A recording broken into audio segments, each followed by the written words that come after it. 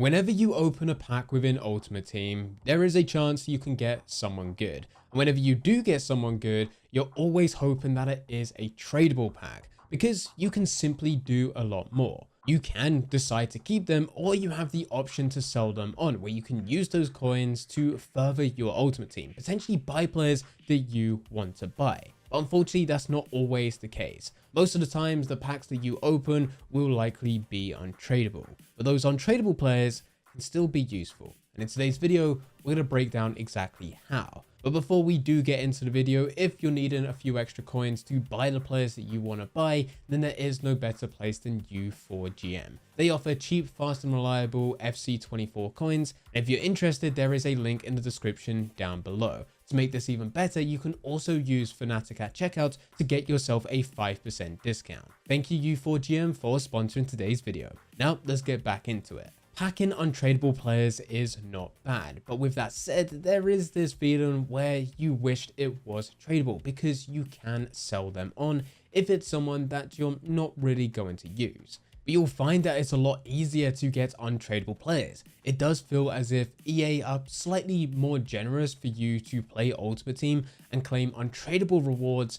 and get someone good than if you went for tradable. And a game mode such as Division Rivals really reinforces this, as you have an option for your weekly rewards, and the untradeable option, which is option 2, gives double what you're able to get from option 1, which is tradable. Now, Division Rivals isn't the only way to get untradeable rewards. You get a lot from SBCs nowadays, and EA over the past few years have slowly been taking tradable SBCs and making them untradeable, such as advanced SBCs. And we can't forget that Objectives, which is one of the best ways for you to grind packs, mainly offers untradeable rewards, whether it be players, packs, or any type of club items. So with all of this, how do we profit from them? The first way is the most obvious way, is that we can still use them within our team. Now, even at this stage of Ultimate Team, where we're still fairly early on, you're only going to be using the best of the best. Just because you pack an untradeable 81 rated player does not necessarily mean that you're going to be able to put them into your team. You want to make sure that you're constantly improving your team with the best players that you have at hand, so that you have the highest possible chance and a competitive edge to win as many games as possible. So when you go for your untradeable rewards, you may not be swapping out your team with every single pack you open because you get new players. You're waiting for the best possible players, which may happen 1 in 50 packs, depending what the packs are. Of course, there are some rewards which will give you an 85+ guarantee, which gives you a higher chance, but even with those, it's still not guaranteed. But by using these types of players in your main starting 11, there's two benefits. The first benefit is that now you do still have a great player as part of your team, and you've not had to go and use any coins to buy them. This does not give you any coins, but it does certainly save you a lot of coins. As an example, the team that I currently have is fully untradeable. Every single player here is first owner. I've not had to pay a penny on any of these players except for actually going into evolutions to upgrade Nunes and also Ansu Fati. But those are the only coins that I've spent. Nothing else has gone into any of these players, saving me a lot of coins on the team that I can then use for trading, as well as a ton of investments. My club is filled with loads of different promo players, special cards, loads of players that I know I'm going to be able to use at some point in the future, and has already increased. So that has been one benefit by having an untradeable team, because I don't need to go and buy the players themselves. But remember, this is only for those who are going to be the best of the best. With the rest of the players, they need to go through and be recycled through SBCs. Now, there are some teams which are constantly there.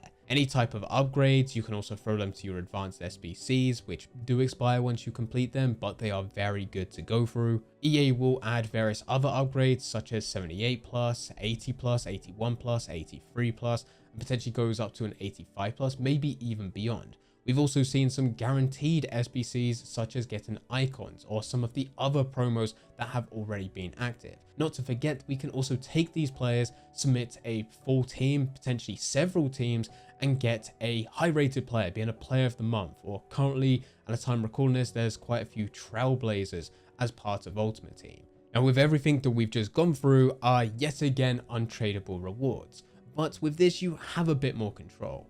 With the packs that you're opening through objectives, maybe you're taking option 2 through division rivals, you don't have a choice on what players you pack. It just comes down to chance. But when you have those players already in your club and you have a lot of them so that you can reach ratings for certain teams, it becomes a lot easier for you to complete challenges. And with that, you have more control. Selecting challenges which will give you a guaranteed player above a certain rating or give you a very specific player, such as a player of the month. And in some cases, you can also complete these challenges for more or less free, like I did with James Maddison. Originally, I wasn't going to go for this player, wasn't going to go for the player of the month, because it would require me to buy players. But as I continued to play, I built up my club, had loads of untradeable players that I was not using, and every single time I came up to James Maddison, he would score a goal against me. So it made perfect sense for me to go through that player of the month.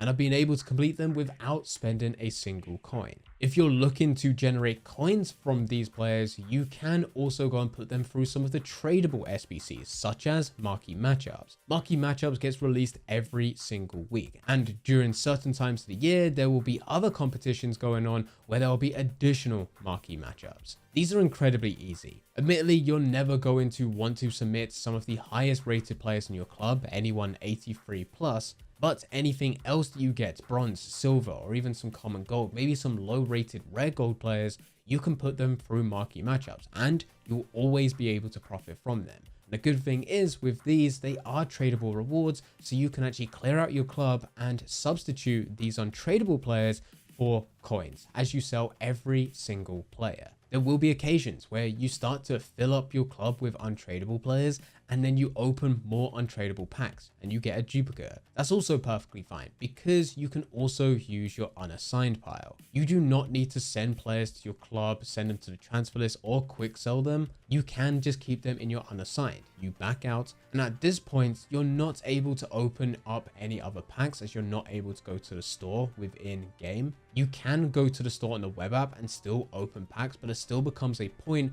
where if you have too many players in your unassigned, you will have to first deal with them before you open any further packs. But that's perfectly fine because this is where you can take the time to go through SBCs, see what you can complete. That will include the duplicate of that player that you've just packed. You will then complete that SBC, claim the reward, and then you'll go back to your unassigned pile to move all of those players across. That way you're making the most out of every player that you get and you're never really having to quick sell. It does take a bit more time, but is certainly worth it in the long run. And with all of this, we cannot forget that untradable players is not the only type of untradable player. We also have loan players where they have a limited amount of games and also you cannot sell them. But even these can be useful. If you get a loan player that is good, of course it's worth using them in your team. Take them down all the way to their final game, but do not play that final game. This is where it's worth building a loan team. A team filled with lone players, all with just one game left on their contract.